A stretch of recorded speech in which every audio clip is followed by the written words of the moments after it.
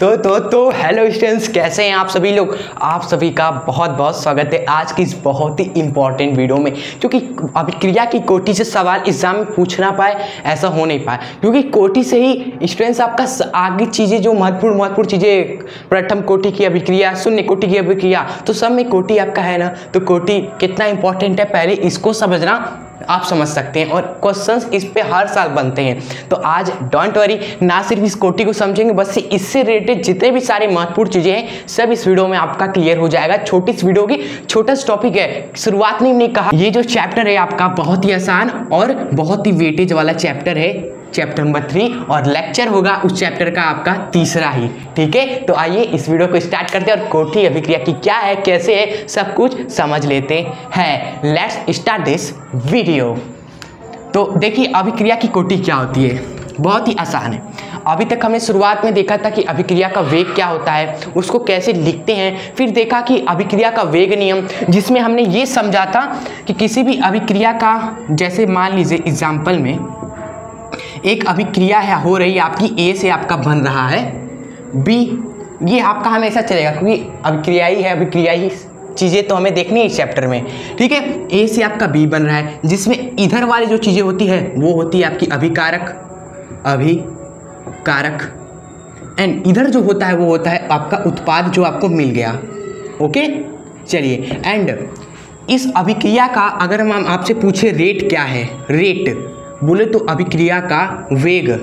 ठीक है, तो आप कहोगे सर जी अभिक्रिया का वेग हमें लिखने भी आता है। अगर आप पूछोगे अभिक्रिया का वेग किस पर निर्भर करता है, तो ये तो आपकी बात करें, ये तो आपका स्टूडेंट्स अभिकारक की सांद्रता पर निर्भर करता है। जो अभिकारक है इस अभिक्रिया में, अभिकारक उसकी सांद्रता पर निर्भर करता है कि घात आपका जो होता है n होता है।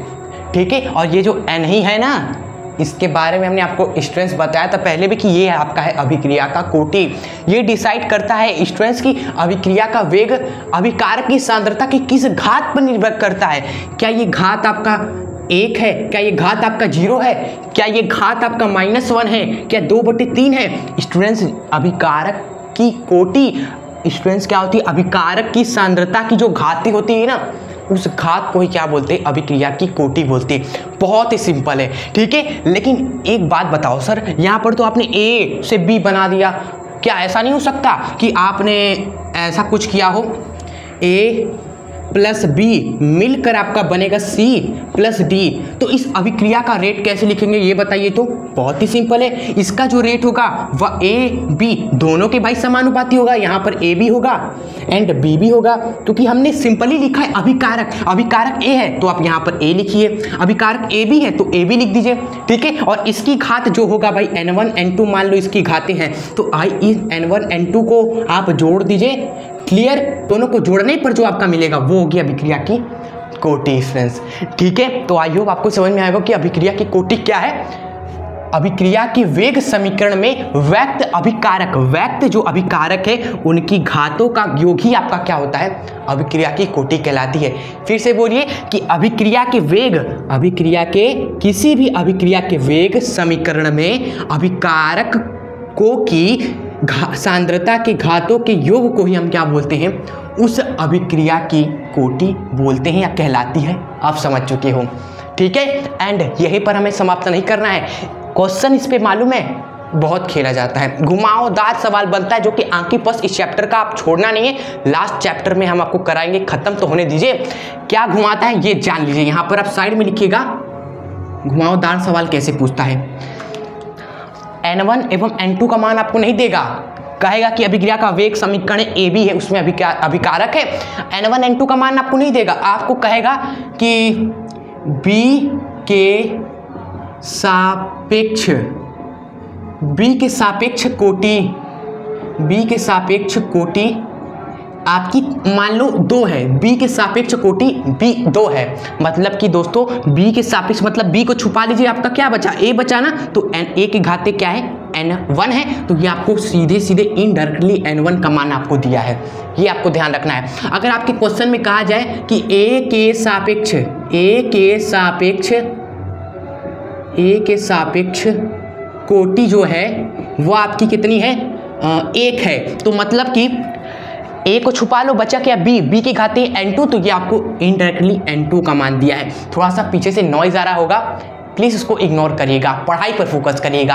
हम चाहते तो अभी थोड़ा सोचे कि छोड़ दे क्लास, कल ले लेंगे, लेकिन आपका नुकसान होगा उसमें, इसलिए इसको जो नॉइज़ आ रहा है उसको आप छोड़िए, पढ़ाई पर फोकस करिए। समझ रहे हैं आप ना कि n1 n2 का मान आपको ना देकर इस तरह से घुमाता है, जिसके सापेक्ष बोले उसको छुपा लीजिए। बी के सापेक्ष बोला तो बी को छुपा लीजिए, ए बचा, ए की घात n1 है तो ये n1 का मान आपको दिया है। किसका मान? n1 का। ए के सापेक्ष बोला है, मतलब कि ए को छुपा लो, बी की घात n2 है तो ये आपको n2 का मान आपको दिया है, तो ये हमने यहाँ पर बता दिया। आंकी प्रश्न करेंगे तो ये मत कहिएगा कि सर जी कुछ नहीं पता हमें, सब उड़ा दोगे आप सभी, ठीक है, क्योंकि आप एजुकेशन शास्त्र से पढ़ रहे हो स्टूडेंट्स, तो आप टेंशन बिल्कुल ना ले, सब आपका समाप्त कर देंगे हम, ठीक है। चलिए आप स्टूडेंट्स, तो ठीक है, तो यहाँ पर आप वीडियो आपकी समाप्त होती है। बस कुछ पॉइंट्स समझ सकते हो, स्टार पॉइंट्स आपको बताना चाहते हैं जो आपको बुक में नहीं देखने को मिलती है। आप कोटि खोलोगे किताब में, आपको लिखा नहीं मिलेगा, लेकिन आपको हम नोट्स में आप लिख लीजिएगा वो इम्पोर्टेंट पॉइंट कि जो अभिक्रिया की कोटि होती है स्टूडेंट्स, कोटि वह क्या होती है? पहली बात तो प्रयोगात्मक होती है। प्रयोगात्मक मतलब कि प्रयोग द्वारा इस कोटि को हम निर्धारित करते हैं कि ए की घात क्या होगा, बी की घात क्या होगा, ये प्रयोग द्वारा हम पता करते हैं, ठीक है। एंड उसके बाद कोटि की क्या विशेषता है दूसरी, कि यह आपका दोस्तों भिन्न भी हो सकता है। देखो ना यहाँ पर 2/3 भी हो सकता है, भिन्न भी हो सकता है। ये आपका दोस्तों प्लस भी हो सकता है, पॉजिटिव नेगेटिव दोनों हो सकता है। ये पॉजिटिव भी है एक तरफ नेगेटिव भी हो सकता है।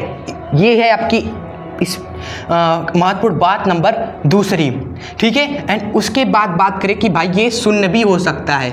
लास्ट एंड इंपॉर्टेंट पॉइंट, ये शून्य भी हो सकता है। देखो ना यहाँ 0 भी n का मान हो सकता है, ठीक है। तो ये महत्वपूर्ण बातें लिख लीजिए। चलिए आपका ये पूरा टॉपिक अब यहाँ पर समाप्त होता है, ठीक है। चलिए स्टूडेंट्स, अब आप आगे हम देखेंगे आणविकता के बारे में, फिर शून्य कोटि की अभिक्रिया, प्राथमिक कोटि की अभिक्रिया, उससे संबंधित फिर आंकी प्रश्न धुआंधार तरीके से हम भाई करने वाले हैं, ठीक है।